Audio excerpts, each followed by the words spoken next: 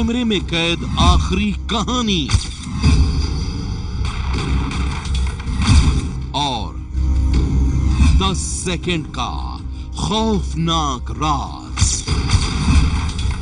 सुपारी या एनकाउंटर।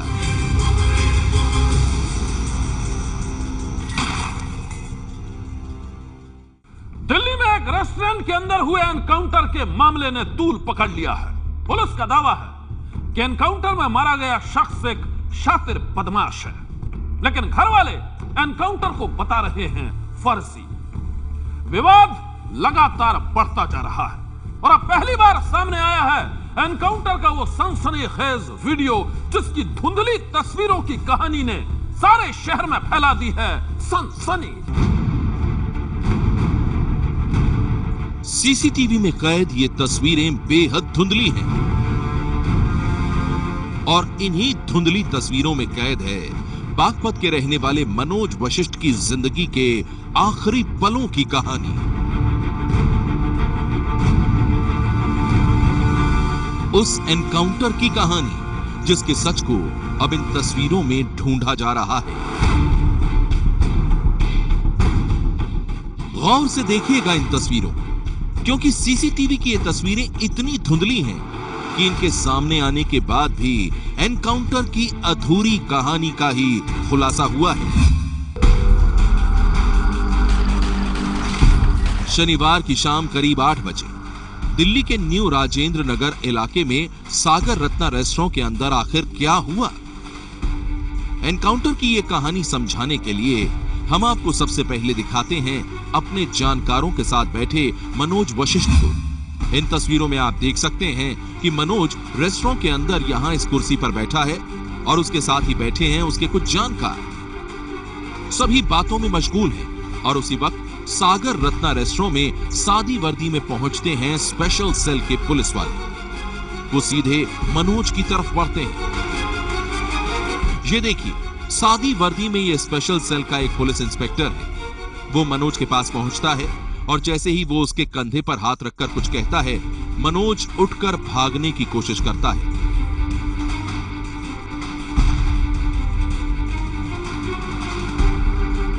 मनोज को पकड़ने की कोशिश में गुत्थम गुत्था होती है, अफरा तफरी मचती है और फिर मनोज के गिरने के साथ ही कुछ पुलिस वाले भी गिर जाते हैं।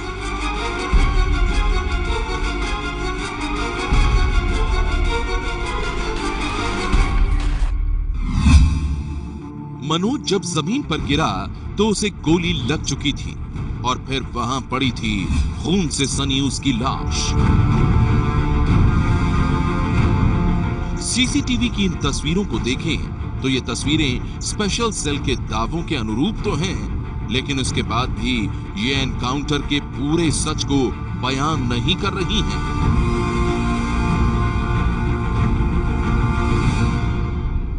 पुलिस ने यह दावा किया था कि जब मनोज को पकड़ने की कोशिश की गई तो वो भागने की कोशिश करने लगा और उसी दौरान उसने गोली चला दी। जवाबी कार्रवाई में वो मारा गया। सीसीटीवी की इन तस्वीरों में पुलिस के मौके पर पहुंचने और फिर मनोज को पकड़ने की कोशिशों में गुत्थम गुत्थी की तस्वीरें तो साफ हैं, लेकिन इसके बाद भी इन तस्वीरों से यह साफ नहीं हो पा रहा है कि मनोज ने पिस्तौल निकालकर पहले गोली चलाई और फिर पुलिस की जवाबी फायरिंग में वो मारा गया। मनोज के एनकाउंटर के बाद रेस्टोरेंट में लगे सीसीटीवी कैमरे की जो तस्वीरें सामने आई हैं, वो पूरे सच का खुलासा नहीं कर रही है। तस्वीरें इतनी धुंधली हैं कि वो एनकाउंटर की अधूरी कहानी ही बयां कर रही है और अब धुंधली तस्वीरों के अधूरे सच ने एनकाउंटर के सस्पेंस को और भी बढ़ा दिया है। एक शख्स, दो पहचान। पुलिस की डायरी में शातिर अपराधी तो जानने वाले लोगों की नजरों में एक बड़ा बिजनेसमैन और समाज सेवी। पुलिस के लिए मोस्ट वांटेड क्रिमिनल तो आम लोगों के लिए बड़े बड़े राजनेताओं से जुड़ा एक रसूखदार इंसान। और अब जिंदगी की इन दो अलग अलग कहानियों के साथ ही बागपत के रहने वाले मनोज वशिष्ठ के आखिरी पलों का सस्पेंस भी बढ़ता जा रहा है। सस्पेंस उस एनकाउंटर का जिसकी कहानी ने सारे शहर में फैला दी है सनसनी।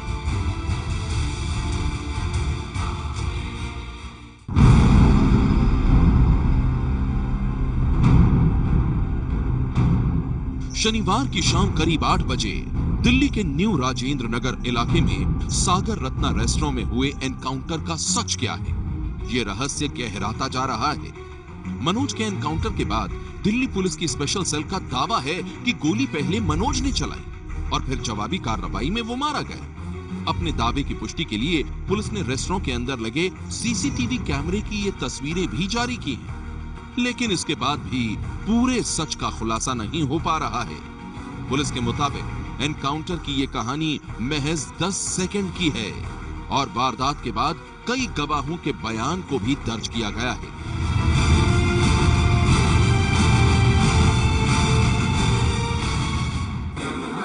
हाथ पकड़े थे वो, जब तक गन निकाल दिए थे एंड वो होल्डिंग, तो उनका हाथ ऐसा मूविंग हो रहे थे and I was just not understanding क्या हो रहा था। ये वो ऑपोजिट टू मी। नहीं, पकड़ने के बाद थोड़ी देर के बाद जब वो एक फायर होने के बाद डोंट वरी, पुलिस है हम लोग, तो सब जान बचाने क्योंकि वो किधर बुलेट शॉट होने का, but I got a first bullet. उसकी पिस्टल से निकला फायर। वारदात के वक्त मनोज वशिष्ठ के साथ मौजूद महिला ने जो बयान दिया है उसी से मिलता जुलता बयान एबीपी न्यूज के कैमरे पर दूसरे चश्मदीद संजय वोहरा ने भी दिया है। 8 सवा 8 बजे हमारा मिलने का प्रोग्राम था। मैं वहाँ पर पहुँचा, मेरे साथ में कुछ और लोग भी मेरे साथ ही थे। मनोज जी वहाँ पे पहुँचे, मनोज जी वॉशरूम गए, वॉशरूम से वापस आए, हमारे सब लोगों के साथ में हेलो हाई किया। 1.5 मिनट का डिस्कशन था हमारा, सिर्फ 1.5 मिनट का। उस 1.5 मिनट के डिस्कशन के बाद में अचानक कुछ सादे लिबास में कुछ लोग आते हैं। कितनी संख्या में? 4 या 5 लोग थे और मनोज जी के कंधे पे हाथ रखा और बोलते हैं पहचाना। तो फिर उसके बाद में मनोज जी उठे तो कुर्सी पीछे गिरी, एक दूसरे को कवर करने की कोशिश करी। इतने में सारे लोग चीखने चिल्लाने लग गए और हमको भी धक्का लगा, हम बाईं तरफ में भाग लिए। अब जैसे ही हम लेफ्ट को हमने टर्न किया तो पीछे से हमको फायर की आवाज़ सुनाई दी। तकरीबन जब फायर की आवाज़ सुनी तो उसके बाद में और तेज़ लोग भागने लग गए, कुछ लोग नीचे उतरने लग गए। तो हम वहाँ पे फिर हमने आवाज़ सुनी, वो लोग बोलते हैं कि हम पुलिस वाले हैं, आप घबराइए मत और हमारे साथ में कोऑपरेट कीजिए। फिर उसके बाद में हम लोग वहाँ पे खड़े हो गए तो फिर पता लगा इतने में मनोज जी वॉज फिनिश। तो मनोज जी वहाँ अकेले आए हुए थे? हाँ, मनोज जी अकेले आए थे। तो अगर गोलियों की आवाज़ आपने कितनी बार सुनी, कितने राउंड फायरिंग की? मैं 2 आवाज़ सुन पाया। 2 आवाज़ सुन पाए जी। तो ये अफरा तफरी क्यों मची अचानक से? वो जब पुलिस वालों ने आके पीछे से मनोज जी से मिले उसके बाद अचानक से अफरा तफरी है, बीच में कुछ उन लोगों के बीच स्कफल हुआ, मारपीट हुई या कुछ इस तरह से? क्यों अफरा तफरी वो मची? सब कुछ 30 सेकंड नहीं, सब कुछ 10-12 सेकंड के अंदर में हो गया। कोई लड़ाई मारपीट वगैरह कुछ नहीं हुई, वो एक दूसरे को कवर करने की कोशिश हुई। अब उसके अंदर में फायर किसने किया, क्या किया, कैसे किया, कुछ भी नहीं पता लगा। पुलिस का दावा है कि मनोज एक शातिर बदमाश था और उसके खिलाफ दिल्ली, हरियाणा, चंडीगढ़ और मुंबई में कई आपराधिक मामले दर्ज थे और वो फर्जी एनकाउंटर में नहीं मारा गया है। पुलिस एनकाउंटर पर कायम है। एनकाउंटर के बाद स्पेशल सेल की शिकायत पर लोकल पुलिस ने मनोज वशिष्ठ के खिलाफ आर्म्स एक्ट समेत कई धाराओं में मामला दर्ज किया है। पुलिस का कहना है कि मनोज पर कई आपराधिक मामले दर्ज थे, जिसमें 3 दिल्ली समेत हरियाणा और चंडीगढ़ में भी कई मामले मनोज वशिष्ठ के खिलाफ चल रहे थे। लेकिन परिवार का कहना है कि कुछ दिन पहले ही स्पेशल सेल ने पटियाला हाउस कोर्ट को जवाब दिया है कि मनोज वशिष्ठ पर कोई केस नहीं था। मनोज के घर वाले अब भी यही कह रहे हैं कि दिल्ली पुलिस की स्पेशल सेल ने किसी से सुपारी लेकर मनोज का मर्डर किया है और ये एनकाउंटर फर्जी है। गृह मंत्रालय के सूत्रों का भी कहना है कि स्पेशल सेल की भूमिका संदेह के घेरे में है। ऐसे में परिवार वाले मांग कर रहे हैं कि एनकाउंटर करने वाले पुलिस वालों को तुरंत बर्खास्त किया जाए। मनोज का परिवार इंसाफ की गुहार लगाने केंद्रीय गृह मंत्री राजनाथ सिंह के पास भी गया था। राजनाथ सिंह ने एसआईटी जांच के आदेश दे दिए हैं। दिल्ली पुलिस के जॉइंट सीपी एसआईटी की अध्यक्षता करेंगे। मुख्यमंत्री केजरीवाल पहले ही एनकाउंटर की जांच मजिस्ट्रेट से कराने का आदेश दे चुके हैं। गृह मंत्रालय के सूत्रों के मुताबिक अगर जरूरत पड़ी तो सीबीआई जांच भी कराई जा सकती है। उन्होंने आश्वासन दिया, उन्होंने कहा कि एसआईटी का गठन एसआईटी की वो कर दी गई है और जो पोस्टमार्टम होगा वो भी वीडियोग्राफी के थ्रू होगा, पूरी रिकॉर्डिंग होगी, कहीं भी अनजस्टिस नहीं होगा, आपके साथ आपको जस्टिस दिया जाएगा। एसआईटी जो है is going to be supervised by an officer of the rank of joint commissioner। इसमें सेंट्रल डिस्ट्रिक्ट के ऑफिसर्स भी हैं और उसके अलावा जो क्राइम में हमारे अच्छे अफसर हैं उनको भी इसमें ड्राफ्ट किया गया है। हमारा उद्देश्य ये है कि जल्दी से जल्दी इन्वेस्टिगेशन को हम प्रोफेशनल लाइंस पे करके, ताकि इसमें हम कोर्ट में जो भी हमारा इन्वेस्टिगेशन का रिजल्ट आएगा उसको हम कोर्ट में पेश कर सकें। इस केस में घटना के समय रेस्टोरेंट के सीसीटीवी में दर्ज तस्वीरों को अहम सुराग माना जा रहा है, लेकिन एनकाउंटर के 2 दिन बाद सीसीटीवी की जो तस्वीरें सामने आई हैं, वो एनकाउंटर की अधूरी दास्तान ही बयान कर रही हैं। सीसीटीवी की पूरी तस्वीरें 28 सेकंड की हैं, लेकिन एनकाउंटर 10 सेकंड का है। और अब कैमरे में कैद एनकाउंटर की इन तस्वीरों ने भी कई सवाल खड़े कर दिए हैं। सवाल ये उठ रहा है कि जब पीछे से मनोज को पुलिस वाले पकड़ चुके थे तो सिर में गोली क्यों मारी गई? दूसरा सवाल ये कि मनोज जैसे ही जमीन पर गिरा, वहां से पुलिस वाले जाते हुए दिखाई दे रहे हैं। कोई मनोज को बचाने की कोशिश करता हुआ क्यों नहीं नजर आया?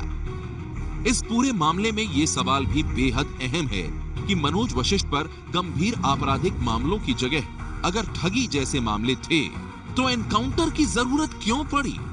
गोली चलाने की नौबत आई भी तो पुलिस कमर के नीचे भी तो गोली मार सकती थी, तो फिर सीधे सिर पर गोली क्यों मारी गई?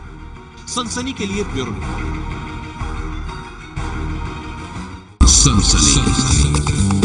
सन्नाटे को चीरती सनसनी जारी है।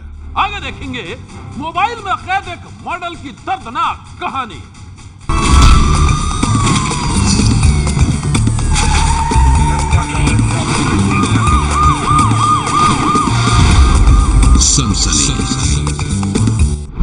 मोबाइल में कैद मॉडल की मौत की दर्दनाक कहानी। शिखा बताओ तुमने ये सब क्यों किया? शिखा बताओ क्यों किया तुमने ये सब? बताओ, पुलिस पूछेगी शिखा। मौत से पहले मौत का खुलासा। हाँ? कौन किसकी गलती है? शिखा जल्दी नाम बताओ, पुलिस मिलेंगे। किसकी गलती है? डॉक्टर शर्मा। और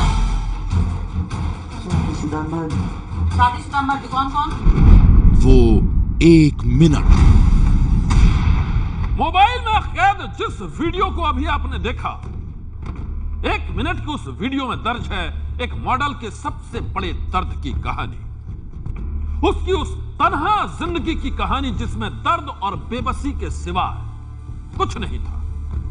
वो मॉडल अपनी जिंदगी से इस कदर निराश हो चुकी थी कि उसने मौत को गले लगा लिया।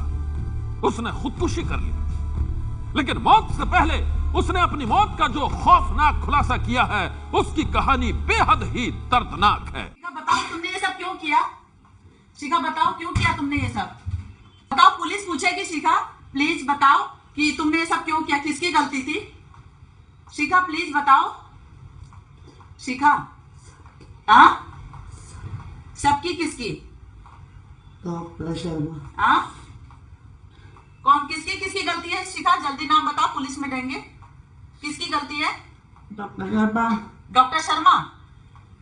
और शादीशुदा मर्द कौन कौन? हाँ? बहुत सारे कौन कौन? मोबाइल में कैद ये वीडियो बेहद ही खौफनाक है, बेहद ही दर्दनाक है। इसीलिए हम आपको ये वीडियो साफ साफ नहीं दिखा सकते, लेकिन इस वीडियो में कैद जो आवाज सुनाई दे रही है उसकी कहानी दिल दहला देने वाली है। वो इसलिए क्योंकि इस वीडियो में एक मॉडल अपनी मौत की वजह का खुलासा कर रही है। अपनी मौत से चंद मिनट पहले वो अपनी सहेली के सामने अपनी खुदकुशी करने की वजह का खुलासा कर रही है। शिखा प्लीज बताओ। शिखा? हाँ, सबकी किसकी? ये वीडियो मॉडल की मौत से ठीक पहले उसकी सहेली ने अपने मोबाइल कैमरे से तैयार किया है। कि तुमने ये सब क्यों किया? किसकी गलती थी? वीडियो में कैद मौत की ये दर्दनाक कहानी पेशे से मॉडल और अभिनेत्री शिखा जोशी की है। 40 साल की शिखा ने कई टीवी सीरियल्स में काम किया था। उसने बॉलीवुड की एक फिल्म बीए पास में भी अभिनय किया था, लेकिन गुजरते वक्त के साथ साथ शिखा की जिंदगी कुछ यूं बदली कि बदहाली, बेबसी और तन्हाई उसके साथ साथ चलने लगी। वो डिप्रेशन का शिकार हो गई और शनिवार शाम उसने मुंबई के लोखंडवाला इलाके की इस बिल्डिंग के एक फ्लैट में अपना गला काटकर खुदकुशी कर ली। मैं बाथरूम का दरवाजा नॉक किया तो मुझे अंदर से शिखा जोशी की आवाज हल्की हल्की आई। तो मैंने कहा कि अरे आप अंदर बाहर निकलो, मुझे बाथरूम जाना है। तो अंदर से वो कुछ कुछ आवाज मतलब गोलमोल करके मुझे समझ नहीं आ रही थी और मैं बिल्कुल नींद से उठी थी, तो मुझे समझ में नहीं आया कि मैं क्या करूं, क्योंकि मैं सोच नहीं पा रही थी, क्योंकि नींद में इंसान आधा नींद में ही रहता है। तो मैंने उनको कहा कि भाई निकलो। फिर मेरे के 10 मिनट कन्विंस करने के बाद जब उन्होंने छिटकिनी खोली तो मैंने इतना भयानक दृश्य देखा कि थोड़ी देर के लिए मैं हतप्रभ रह गई उस दृश्य देख करके और मेरे को चक्कर भी आने लगा। शिखा के आखिरी लम्हों का खुलासा कर रही ये महिला वही है जिसकी आवाज वीडियो में सुनाई दे रही है। ये शिखा की वही सहेली है जिसने अपने मोबाइल से ये रिकॉर्डिंग की है। शिखा के केस में ये अहम गवाह है, इसलिए हम आपको इसका चेहरा नहीं दिखा सकते, लेकिन इसका कहना है कि शिखा को ये पिछले 5 सालों से जानती है। वो पिछले कुछ समय से इसके साथ इसी फ्लैट में रह रही थी। इसका कहना है कि शिखा अपनी जिंदगी से बेहद ही निराश हो चुकी थी। वो बॉलीवुड में अपने लिए काम तलाश रही थी, लेकिन उसे कहीं काम नहीं मिला। इसके मुताबिक शिखा ने इसके सामने खुलासा किया था कि काम के बदले कई लोगों ने उसका शोषण किया और इसी बात से वो बेहद परेशान थी। सनसनी में आज बस इतना ही। आप रहिएगा होशियार। सन्नाटे को चीरती सनसनी कल फिर देगी दस्तक आपकी दहलीज पर। सनसनी।